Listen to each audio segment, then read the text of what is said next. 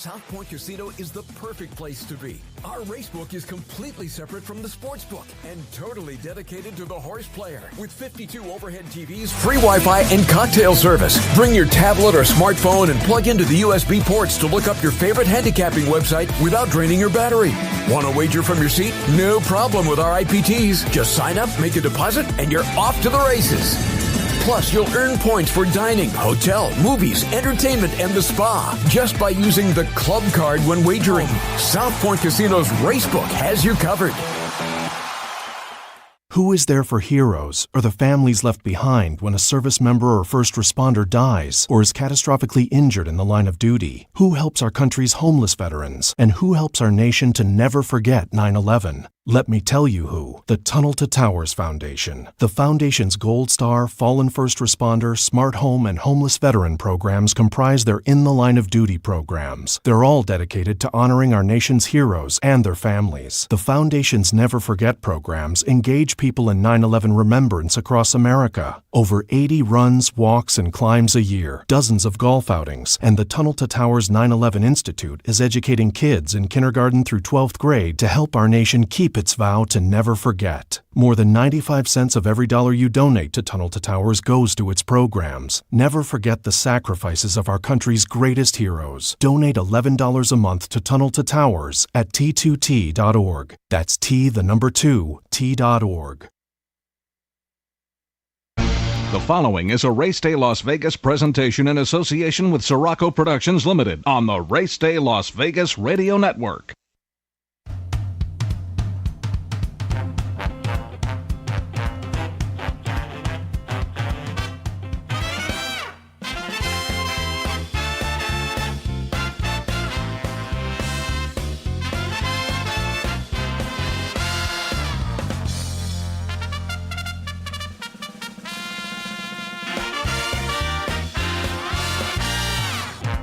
Live from the gaming capital of the world, time for Race Day Las Vegas, covering the sport of kings with a Las Vegas perspective.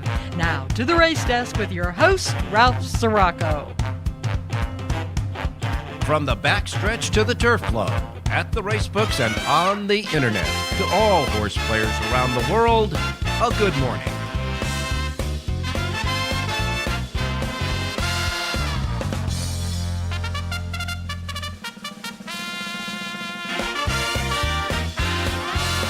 Alrighty. Good morning, everybody. Welcome to the Race Day Las Vegas radio program the day after. This Sunday. And it's the day after the Kentucky Derby. We got a whole bunch of wrap-up to go and all that good stuff. We just want to welcome you to the show on this Sunday morning. We come to you live and direct from the gaming capital of the world right here at the South Point Studios Network, streaming at YouTube. Just go to YouTube. At South Point Studios. You'll get the network feed, and you can hear and watch us right there, right here from this studio at the South Point Hotel Casino Complex here on Las Vegas Boulevard in your gaming capital. Well, we welcome you to the show, and of course, all of the other people who are listening on the other platforms, like our radio station, our anchor station here in town, Sports Talk 1400 AM and 107.1 FM. They've got them both. And, of course, anywhere you get your podcasting as well. And, of course, our websites, racedaylasvegas.com, .vegas.world, .global. We got them there.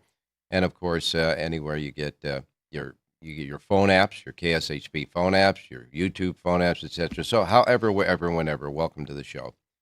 First, I want to thank all the participants, not only here in the studio, people behind the scenes, but our guests on the set as well. Everybody that came in through the links, etc., plus all of the events that we had here, starting with the Thursday special show that we had, the Kentucky Oaks Kentucky Derby preview show, and, of course, the seminar on Friday night for the Kentucky Derby, and the party yesterday in the big grand ballroom. Want to thank all of you for coming out and embracing and enjoying all of these special events, because they broke the records here. They just broke them all through the week. And the big grand ballroom was packed. Not a seat left in any one of the big banquet tables. There were people actually standing along the the walls inside the ballroom by the time the Kentucky Derby went off. And, of course, everybody had a great time. The hat contest, what a resounding success that was. I really thought maybe there'd be like 20 entrants. There was over like 50 women and men who came dressed to the nines as if they were right there in the paddock at Churchill Downs. And everybody had a great time. And it was a record day as far as the participation and competition on the racetrack. So all in all, although we may be a little bit fatigued this morning after all of that excitement, we want to thank everybody out there for your participation, and we want to thank everybody here for the participation to make it happen. That's number one. Number two is it's the Derby. It was over. That's it. Now, John Lendo is en route back to California, but we'll get him hooked up here soon via the link. But still in studio with me is Jonathan Hardoon. Jonathan, good morning. I leave today, Ralph. Oh. Yeah, I'll bet you do. Yeah. There's a nice, comfortable bed upstairs in the room. That's for sure. What a day yesterday, huh? Amazing. It really was. Terrific day of racing. Safe, no problems. Everything went smooth. Yep. You know, people that had the winner, I guess. It was, for the most part, till the middle of the stretch, a pretty... Wow, that was a cavalry charge. Yeah, I mean, it was very exciting, and surprised that there was no foul claim. Sierra Leone was all over Forever Young, and I don't know, what were the stewards looking at? Well, we'll get to that in a minute, Okay. but I mean, your horse, the one that you Oh, picked, Anna Marie. got Yeah, she had molested at the start. I mean, they came out of the game and scrunch, but we all know, as I said several times on the show here, I mean, we have disqualifications, but it was, Medina Spirit with the test afterwards. And, of course, maximum security that really did almost molest and knock down people. But for the most part, we know it's a 2-minute rodeo. Yeah, listen, in an 8-horse fields, there's trouble in a lot of races. This is a 20-horse field, And everybody wants to win badly. And everyone's coming from different directions and all over the world. And it was really just it lived up to the billing, And sure what's did. really great is all the people and all the attention it got. People thought horse racing is dying and everything else that goes with it. Nope. Well, guess what? It's alive and well. Yeah. They set every record, even attendance-wise. I think they had 157,000 people Let me at the check it South Point yesterday. We were packed. Oh. I mean, and people were talking about the Derby. And it's not like there was some superstar that everyone's watching and all this. It got a lot of attention. And again, that's only good for the game and certainly good for us. The total commingle wagering on the Kentucky Derby Saturday at Churchill Downs in Louisville set a record. It was up 10.1% over the record betting year last year. The Derby, 198.3 million, up 18.16 million over last year's record, according to their records there, according to the charts. And when you take in all the other wagering going on, $320.5 million was bet at the track. I mean, on the Churchill races yesterday. 2023 was $288.7 million, and that was a record. So they broke that record, that's for sure.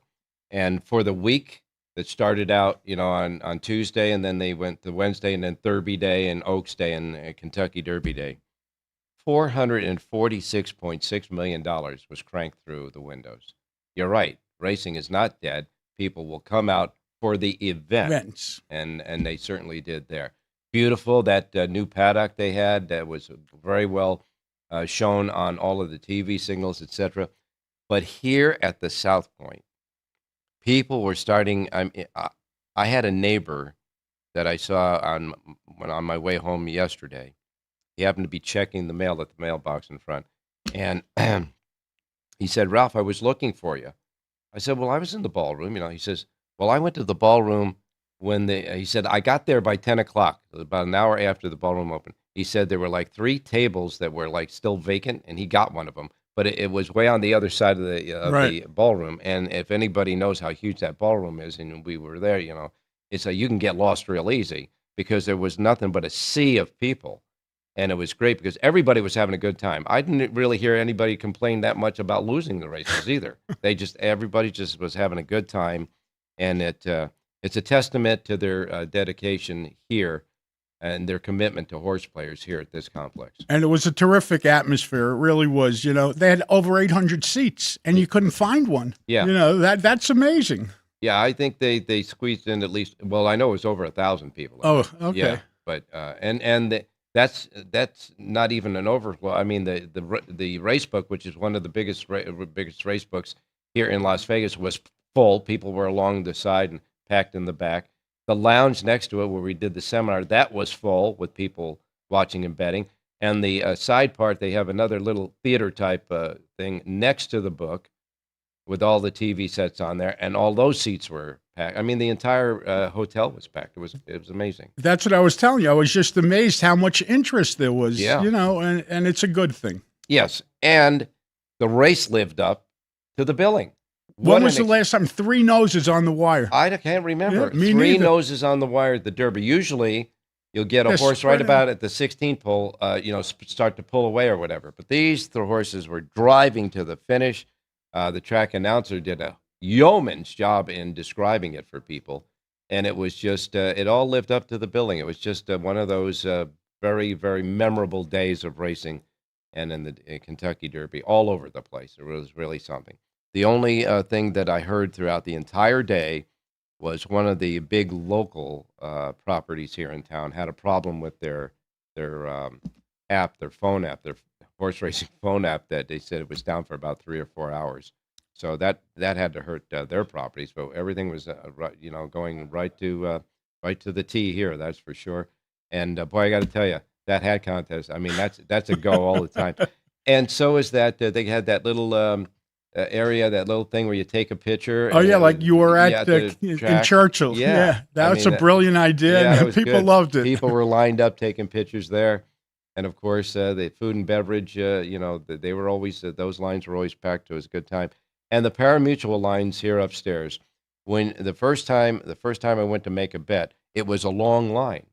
So I thought to myself, oh, man, people are going to get shut out. Not so. Those lines moved so quickly through there that even if you walked up and you said you're way in the back, they got them through there real quick. I mean, people the tellers got were their bets great. down. Yeah. The tellers were great. They did they did a great job, a lot of hard work there, but they did a great job. And Dan, one of the supervisors here in the book, was chirping all week long. He says, Mystic Dan, Mystic Dan. Really? So, I mean, I hate to walk over there this morning after the show, because he's been on the muscle this morning. There's no question about that, but he's got the right. You pick the winner, you have bragging rights. Yeah, that's right. And I know he's not a handicapper. He bet the horse because it was his name, Dan, but he's cashing it, and I'm not. I'm sure there were a lot of Dans that cashed. Yeah, that's for sure. But I had Sierra Leone in the race, and it wasn't that 3-horse photo finish was amazing. And a little bit after the menu, etc., maybe when we get John Lendo hooked up, we'll go over the race and take a look at the mechanics of the race. That's for sure. But what a day it was! Attendance, you're right, 156,710 was at the track there at Churchill Downs, and wow. It looked it. If you watched on TV, they showed the crowd. It just kept going for miles and miles. Highest attendance since 2018, and a total of 155 horses ran on the year's card. 155 horses ran over the 14 races, 15 races, whatever it was. Full fields. Full People fields. loved it. And some really weird upsets. Yeah. That's all I can say about that. As a matter of fact, I think what we'll do is we'll go over some of the pre-races and get your thoughts about that. I will say one thing, with how bad the track looked at Kentucky Oaks Day and the days before with all the rain there, that track turned out to be great and fast, and the turf course did too. It was amazing how it dried out. Yesterday morning, they were tweeting out pictures, and it looked like a quagmire. Yeah. But we said it. That track dries out faster than any track. It was safe. Horses got over it. Yep. No problem. No problem. It was really great. It really was.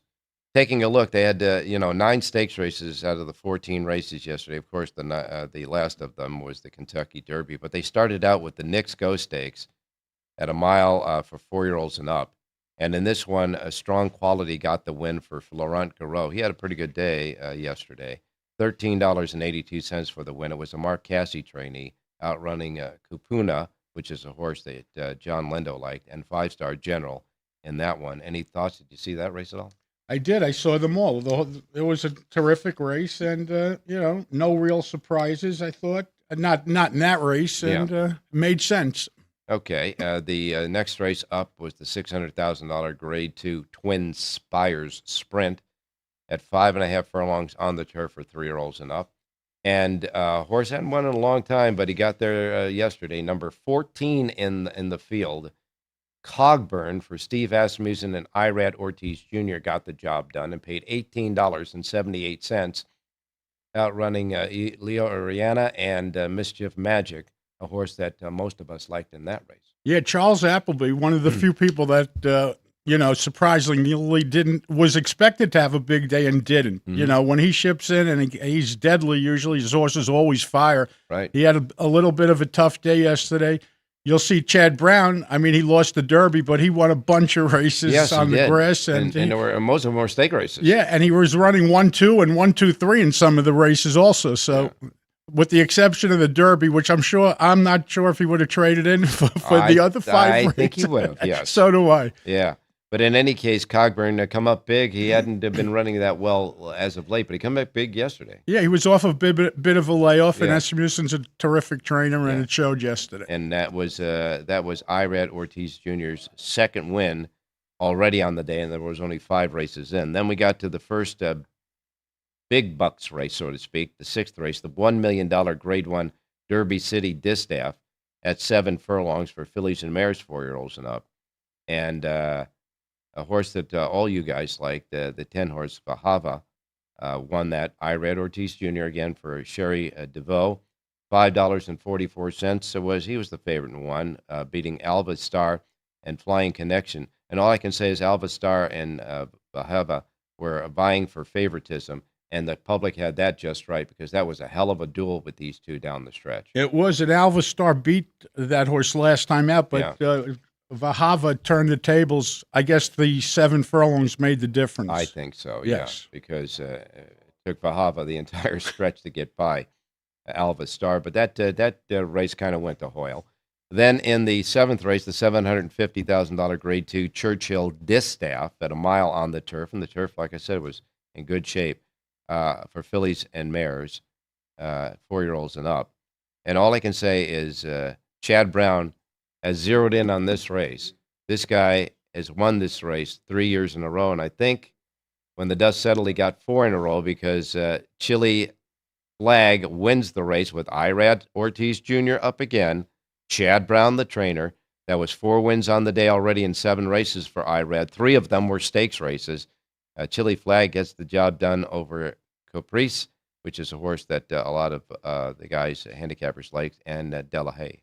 Yeah, and guess what? Chad Brown trained all 3 of them. Yeah. He trained the trifecta. Yeah. So when they were coming down the stretch, he was already walking to the winning circle. So, they asked him who won. He says, "I don't care. I won." Yeah. I won, and just keep this race on the card for next year because he's got it squared away. But that was a solid win there. Then the next race was the $600,000 Grade 2 Pat Day Mile, a 1-turn 1 mile on the main track for 3-year-olds. And I got to tell you,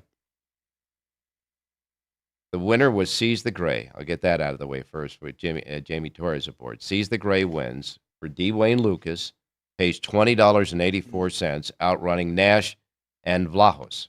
Okay? Nash and Vlahos were both horses that got bet. But Seize the Gray won it. Here's the kicker. On Friday night, we were doing the seminar in the Grandview Lounge, and there were people sitting in the corner. And when we were done with the seminar, we were walking out, and a lady stopped John Lindo and was starting to talk to him. And then I came along, and she explained to both of us that they were trying to get this horse into the Kentucky Derby, but he didn't have enough points, so he's one of the ones that didn't make the cut. So they decided to go in the Pat Day Mile. She was part owner of this horse. Really? But she was sitting in the seminar here at the South Point. Yesterday, up in the ballroom in her table, you heard them screaming because they came up and watched the race here as well. So a really kind of a local flavor to it. But boy, he ran a big race. He did, and the horse that ran third also ran super. Doug O'Neill for the first time. Vlahos, the 11 horse, he went 44, and it was only career start number 2, first start for the O'Neill barn.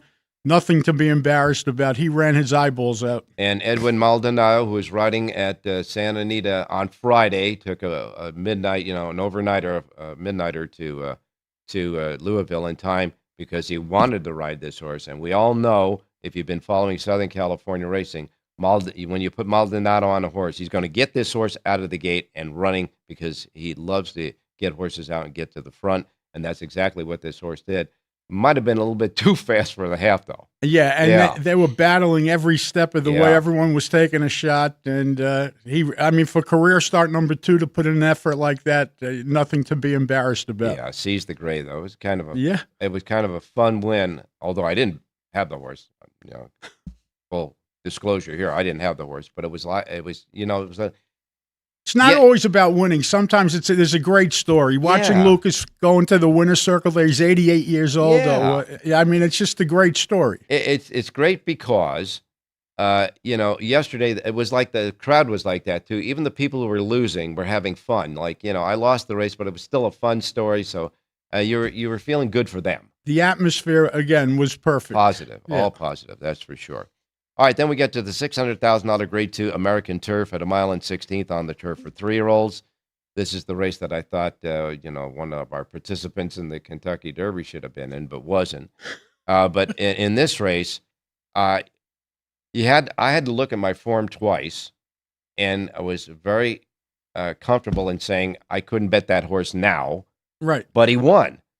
Trickery with Umberto Rispoli won for Graham Motion. This horse's most recent races were at Turf Paradise and Gulfstream Park, but he upset the apple cart, winning the American Turf, paying $99.34. And all I can say is, wow. And all I can say is, you were hawking them why they didn't run Endlessly here. Well, Guess what? The owner of Endlessly owned the winner of this race, Ammerman Stable. So why run 2 when you can win with 1, right? Exactly.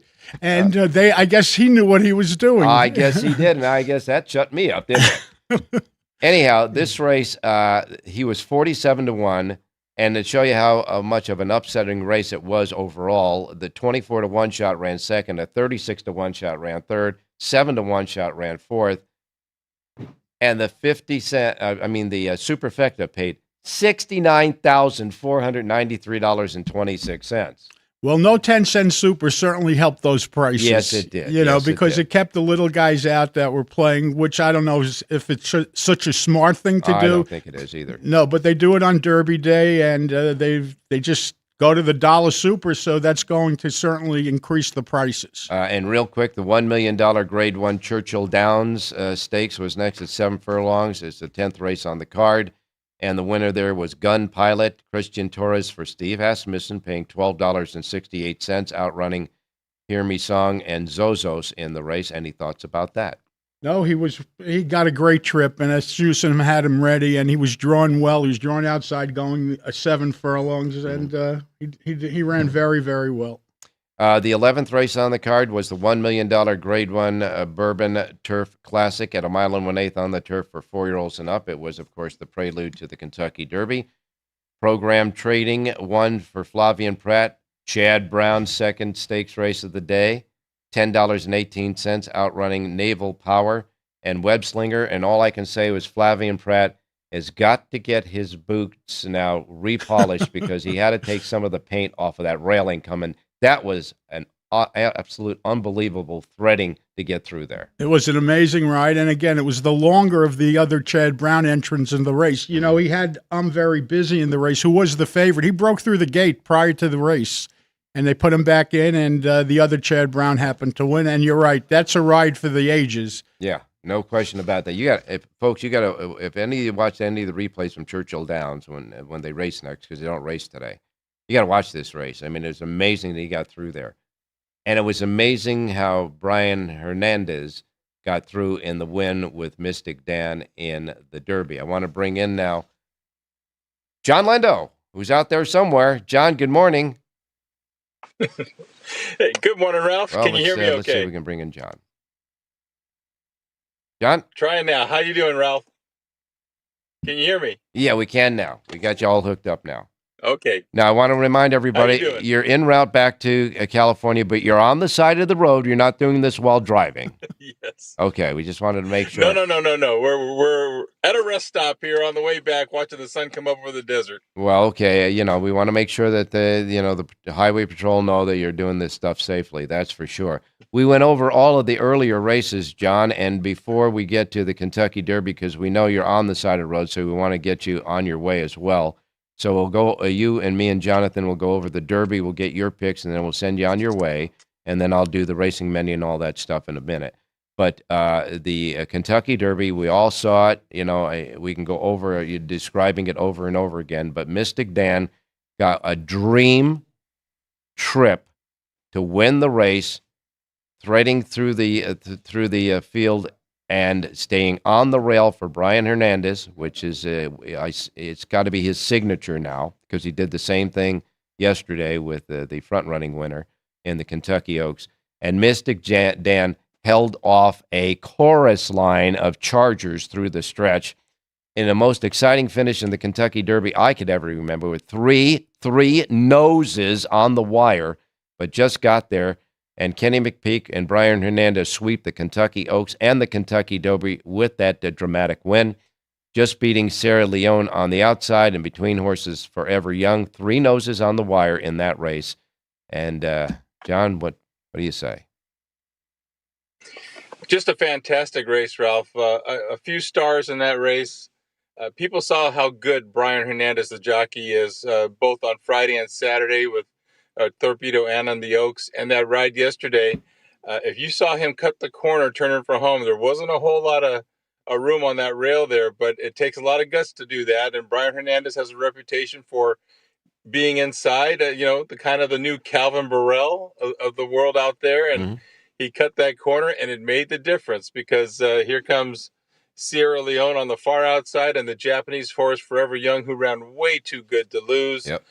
They kind of got into a bumping match down the stretch. Sierra Leone, as he tends to do, was kind of lugging in pretty heavily. And, his rider, Tyler Gaffleone, actually it looked like he got his whip kind of caught in whether it be the reins or the mane of Forever Young when he was trying to use the left hand to keep the horse straight. And they got into a bumping and pushing match, and unbelievable finish.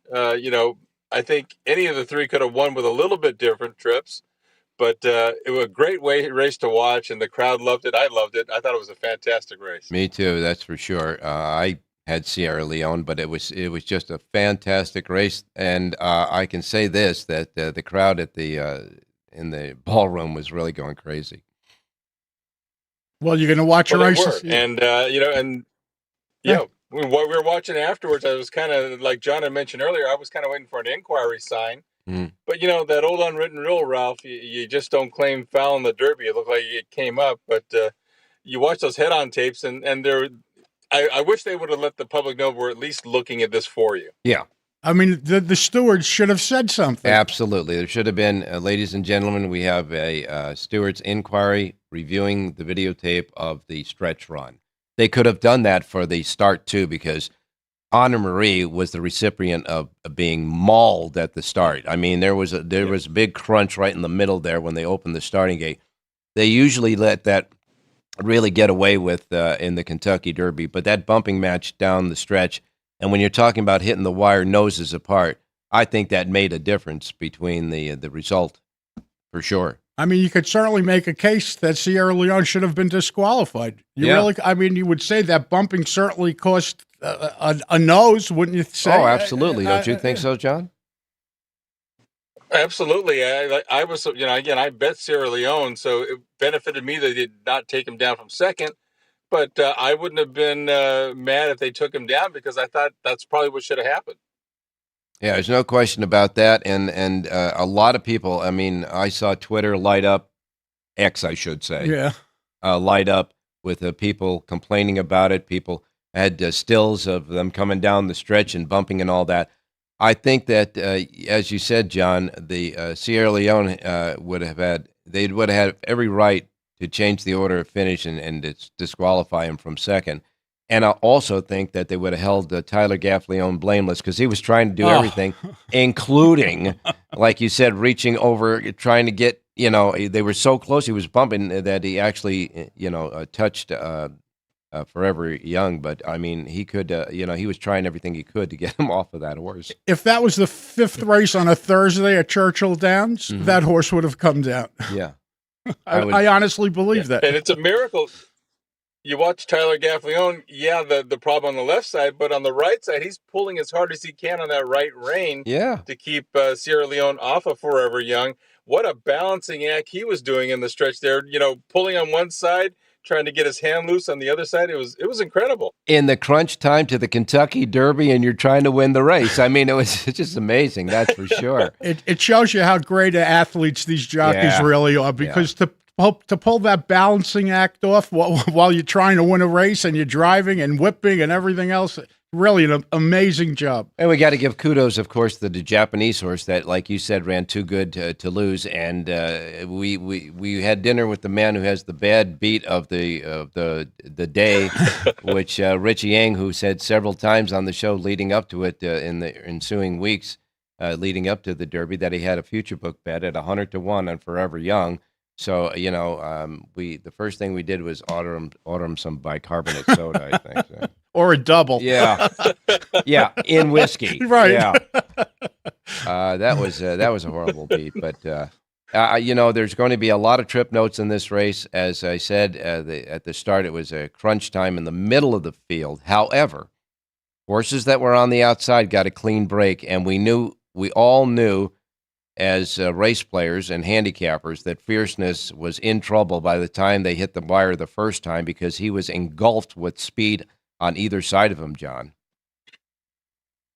Well, when they came by the stands the first time and they were lined up across the track, you knew it wasn't going to be an easy pace. Mm-hmm. But just for a second down the backside, you saw Johnny Velasquez peek under his shoulder like, I've got the horses in front of me. When do I go? And I thought he might be loaded.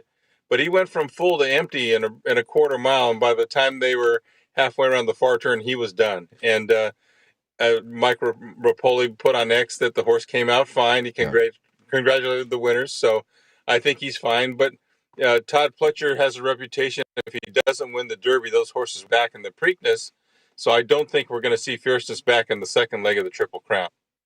I would probably agree to you. As far as other horses, we know that a lot of the horses in the race in ensuing days will drop out of the Preakness and move on to other parts of the country and certainly other races. Well, but Jonathan, you have one official one already out. Yeah, Chad Brown said that Sierra Leone is headed back to Saratoga, and he will wait for the Belmont at Saratoga this year. He is passing the Preakness, and that's the right thing to do. I think so, yeah, because we know this horse, the more ground, it's just that you gotta start your run way outside because you know he's going to be bearing in. Or stay inside. Yeah, they got to do something about that. They'll probably work on that, I'm sure. For such a good horse to have that kind of problem with a great trainer, they'll figure it out. But Fierceness, really no excuse, let's be honest. I mean, he got the post he wanted. He was in position. He just came up empty. I think he finished 15th.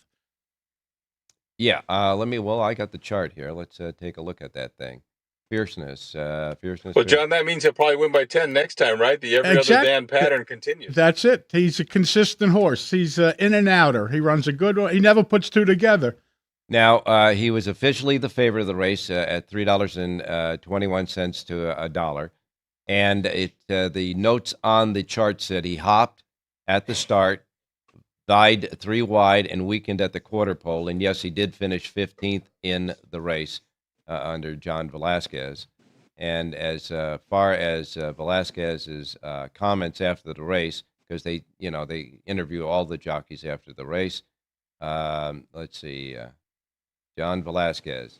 He said his first jump was not very good. His second and third jump was okay. He got pretty aggressive since he had to give him the nudge to get out of there. The horses on the outside put pressure on, and then he got into the bridle. I tried to keep him and settle him as much as I can without letting him do too much, but he was already engaged, and when I let him go, he just didn't have it. That's what. Right. It's really amazing how good you could be in one race and how bad you could be in another race, and he just keeps doing the same thing. Yeah. He just refuses to put two races together. No question about that. John, before we let you go, a couple of things. Any thoughts about anything else that happened on the day that you might want to mention?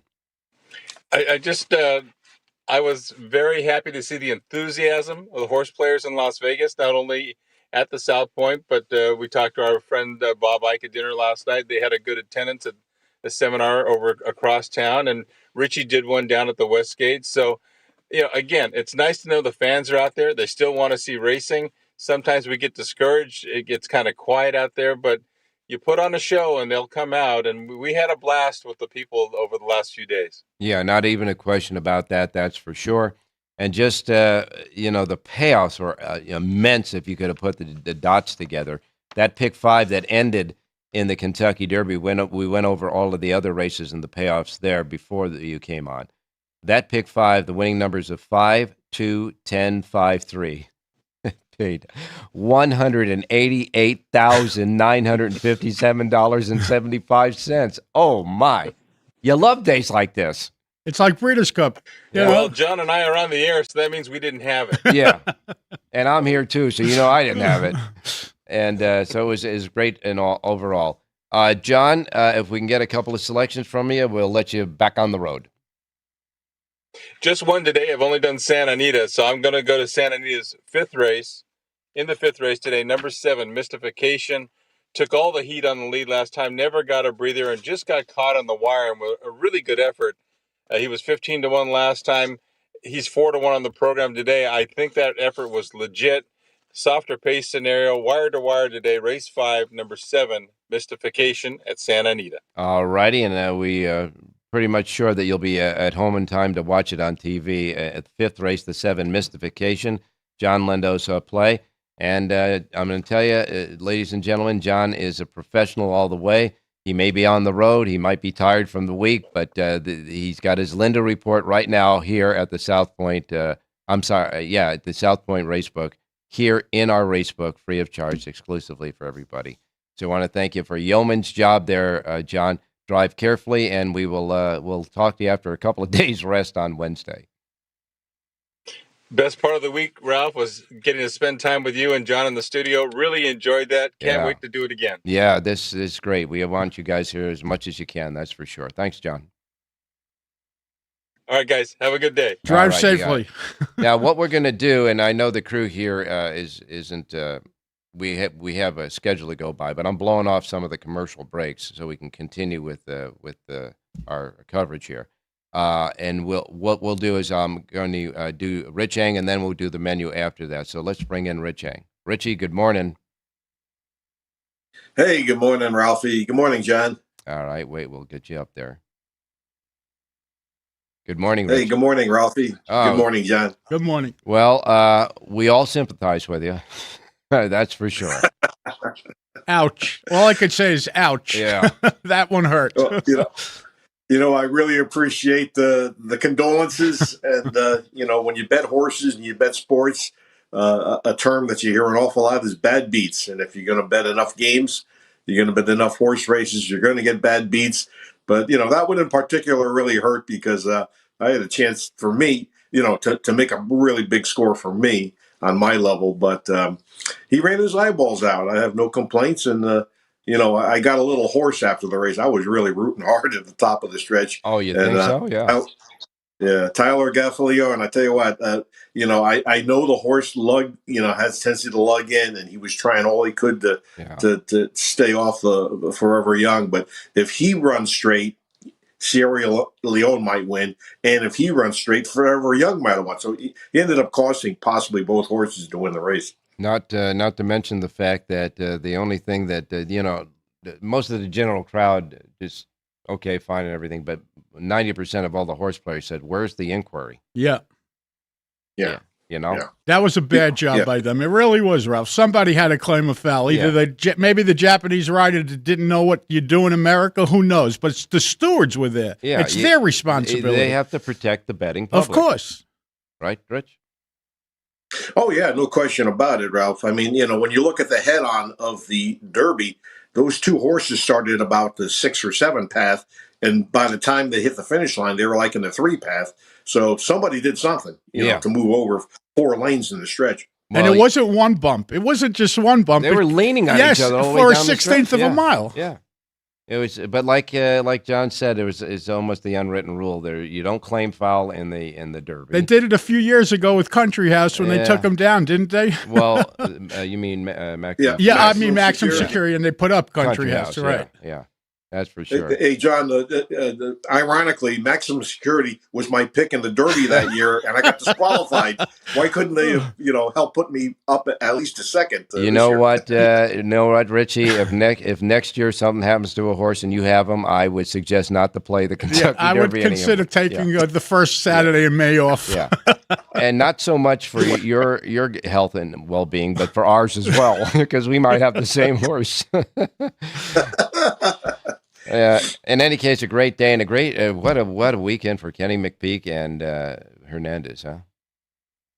Yeah, and I mentioned at dinner to you, Ralph, that we've been friends with Kenny McPeek for 40 years, and he's a great guy. And to see him have the success that he's had, well, he's had a lot of success in horse racing, but that's top of the mountain stuff. To win the Oaks and the Derby in the same weekend. Just phenomenal for him and the jockey Brian Hernandez. And, he's a top rider because if you remember a bunch of years ago, he won the Breeders' Cup Classic with Fort Larned with a ride that was absolutely textbook. Yeah. So, we know this kid can horseback. Yeah, he gave a shout out to Calvin Burrell because he said when he was growing up, Calvin Burrell was his idol. Yeah. And that was nice. It was a nice thing that, the entire connections were all locals from Louisville and grew up and their dream was to run and win the Kentucky Derby. So, all angles, I think, were real positive this Kentucky Derby and this weekend, that's for sure. I hope we as, fans of the sport can carry it on now for people who were introduced to the sport on a very positive basis yesterday, will maybe come back and enjoy it again, that's for sure. All right, Rich, we're going to get a pick from you, and then we'll let you go. All right. Let's go to the last race today at Santa Anita, Ralph. It's a mile on the turf, and a horse that actually is exiting a stakes race, but it was a year ago, is the number 4, Old Pal. This is a real nice horse, but hasn't been out since last May. But, the thing with Mark Ladd is you take a look at the racing form, off the 180-day layoff, his win percentage is 27%, and, Mark's a heck of a trainer. So as long as this horse is tight enough, Ralph, off the layoff, I think he's more than talented enough. So let's go with number 4, Old Pal, race 10, Santa Anita. 10th and final at Santa Anita today. Number 4, Old Pal, is Richie's play, and Richie has the rest of his selections for today at Santa Anita at the racedaylasvegas.com websites. I want to thank you a lot, Rich, and just relax today. Ralph, I'm going to turn the page and fire like most horse players are. Yeah, you better believe it, pal. Thanks a lot. We'll talk again. Thanks. We'll talk to you on Wednesday. Yeah. Okay. I'm gonna do the menu real quick right now, folks, and just to let you know. Yes, Virginia, there is racing the day after the Kentucky Derby, and remember the first post times we broadcast on this menu are that of the Pacific time zone. So if you're listening anywhere else, adjust to it. I don't want you to miss anything. Chance at making a bet.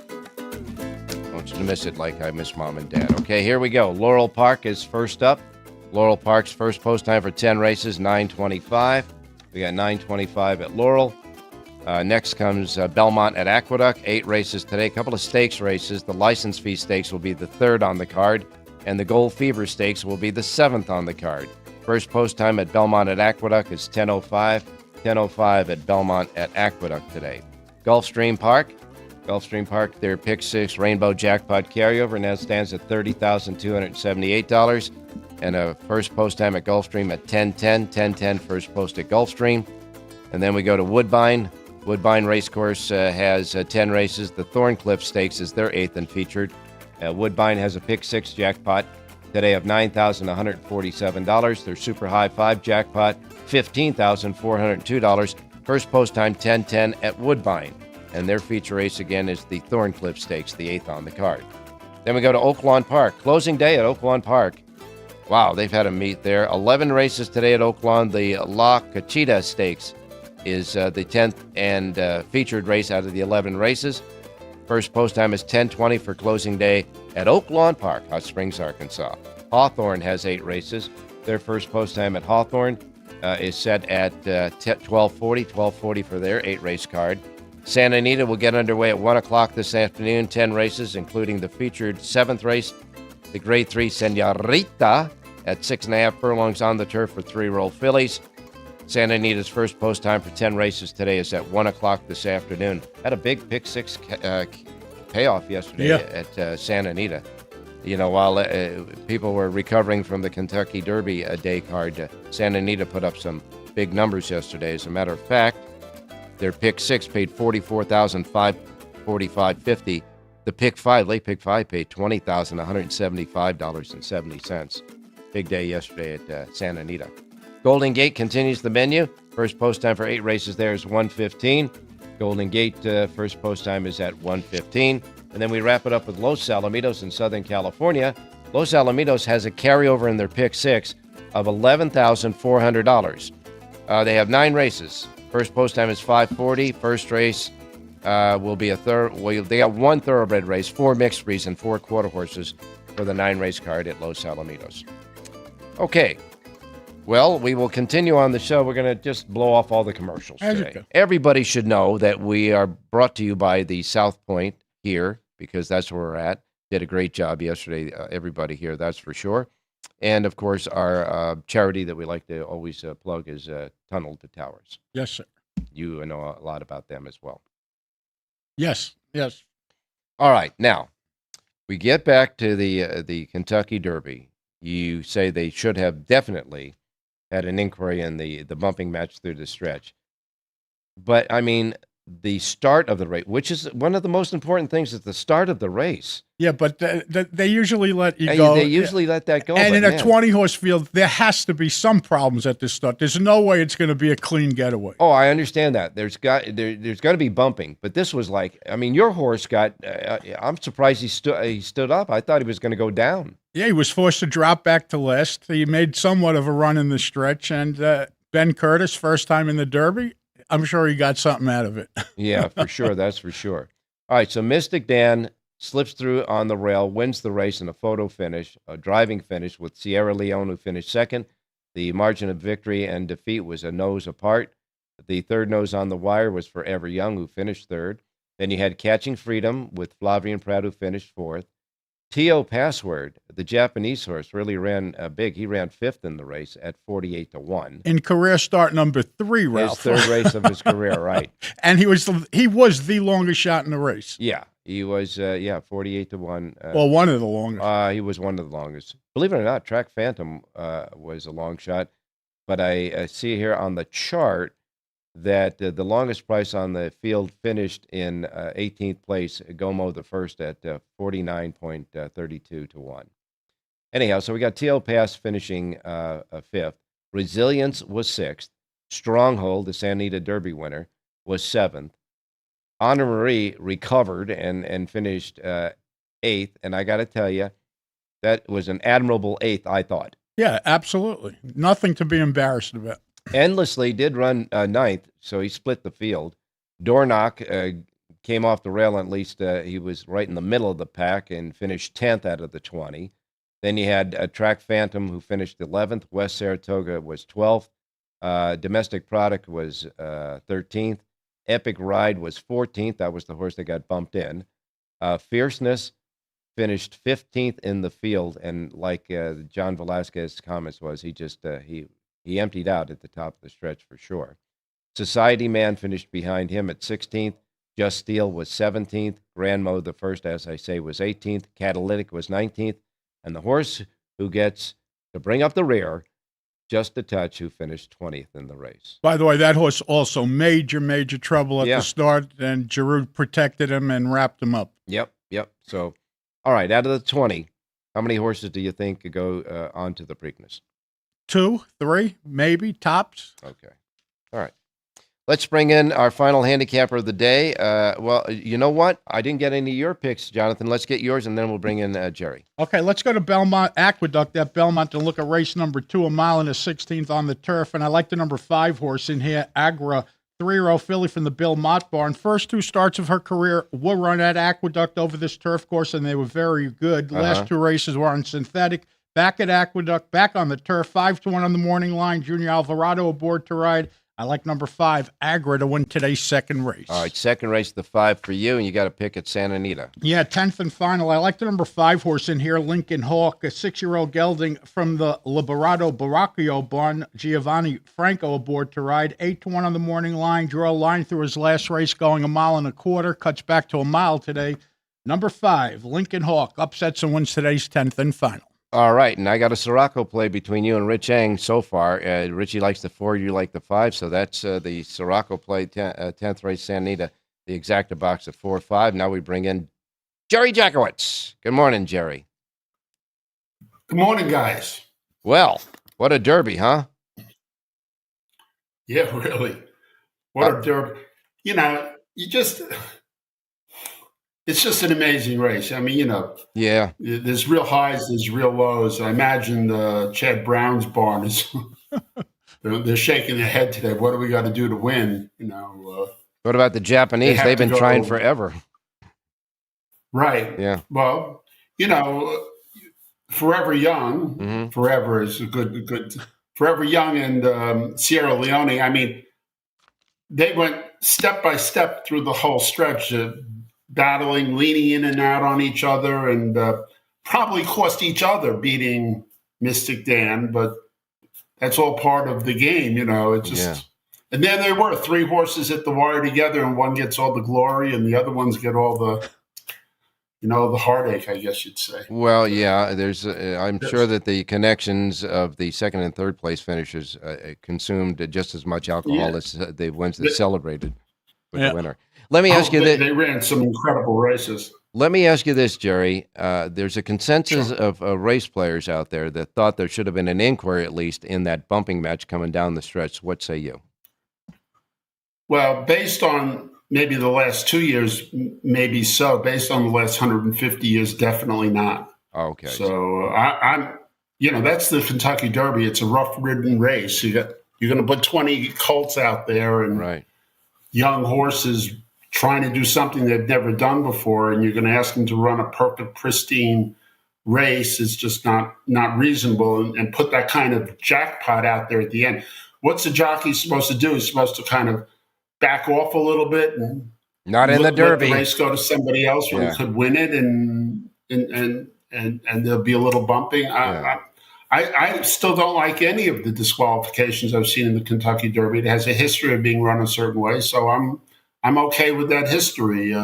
Okay. Although I will say that I forget the name, Will, whatever his name, that was really a bad foul when they did take him down. So that one I was kind of okay with. But as far as Sierra Leone and Forever Young, they look like they ran. The 2 of them did what they wanted to do, and that's the way it was. Okay. Now, you come on our show on Wednesdays, and since there's no product that you have on Wednesdays for selecting horses, we'll wait and get your full Monty report from your angle on the Kentucky Derby on Wednesday. We'll give that little tease there. In the meantime, I only have one comment. There's only one comment I want to make today. Is Kenny McPeak can talk. Nobody else can, but he can say anything he wants anytime. All right. Touche. Nice touch there, Jerry. That's for sure. And let's get some picks from you. Go ahead. Yeah, okay, let's do that. I got the 3rd race today for you. Okay. Real interesting little turf sprint at Aqueduct. I like Honey Pants. Really shipping in from the West Coast. Took a stop at Turfway Park on the way to Aqueduct for Jonathan Thomas. Okay. I like the 5 an awful lot in the 3rd race. I might play an exacta 5 over the 1-2. Okay, we're pushing time. 1, 2, 4. We're pushing time. 3rd race at Belmont at Aqueduct, the 5 over 1-2 and reverse. Now, Santa Anita. Let's go to the first, Ralph. I got number 6, Fast Chaz. I love this horse over the 1, 2, 5, and 9. Small reverses, but the 6 in race number 1. All right, so you can do it, Jerry. In the first race, 1 o'clock post time at Santa Anita Pacific time, the 6 over 1, 2, 5, 9, and reverse. Don't forget Jerry J's Power Pages available for today at Santa Anita and Belmont at Aqueduct on jerryjspowerpage.com. Well, we want to thank everybody out there, including our staff here working behind the scenes, the guys on the air as well, and all of you, the fans out there who came and enjoyed. We hope you did as well. We're going to take a couple days off. We'll be back on Wednesday morning. Go ahead and say it, Jerry. Have a great race day, everybody.